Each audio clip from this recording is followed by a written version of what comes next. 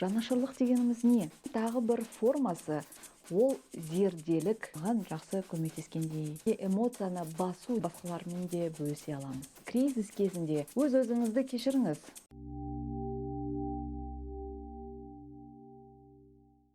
Барлықтарыңызға сәлем. Сіздерді өз каналымнан көргеніме өте қуаныштымын.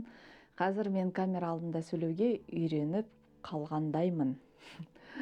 Менің ойымша, менің өз тәжірибемнен алынған сіздермен ұят және перфекционизм жайында бөліскен видеоларым маған жақсы көмектескендей, және сіздерді де одан өзіңізге пайдалысын аласыз деген үміттемін. Менің ойымша, кез келгеніміз кризис кезінде өз ішінен жанашырлықты таба алмайды. Жанашырлық дегеніміз не? Жанашырлық дегеніміз қиналған сәтте, сәтсіздікке ұшырағанда, немесе өзімізді түкке тұрғысыз сезінгенде өзімізге жақсы қарым-қатынас көрсету, ауыртпашылықты елемей қою емес, түсінушілік пен жылулықты өзімізге таныту. Тағы да бір атап кететін анықтама ол адамгершілік.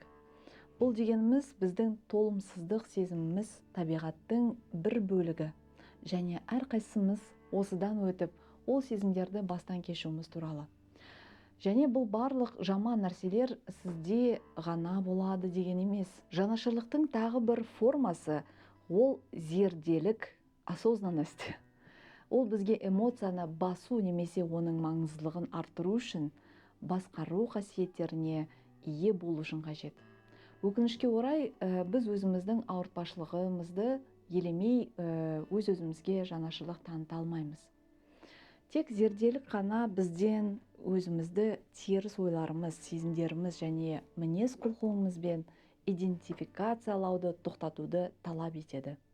Ал не себепті мен қазір аяушылық пен жанашырлық туралы айтып отыр десеңіздер, себебі көбіне байқайтыным, біз өзімізге жиі сыншыл келеміз. Кемсітеміз, ұялтамыз, қудалаймыз, салыстырамыз, турасын айтқандай іштей өзімізді жоямыз. Және әр кез осындай жағдай болғанда, біз жағдайды өз-өзімізді қабылдауды ұшықтырып, шындықты фактілерді бұрмалаймыз. Қуанышымызға орай, біз өз-өзімізге аяушылық пен жанашырлық таныта аламыз. Өзімізге жақсы қарым-қатынас көрсеткен кезде біз жанашырлықтың үлкен резервуарын құрамыз. Оны біз өзімізде қолданамыз, сондай-ақ басқалармен де бөлісе аламыз. Өз-өзіңізді кешіріңіз.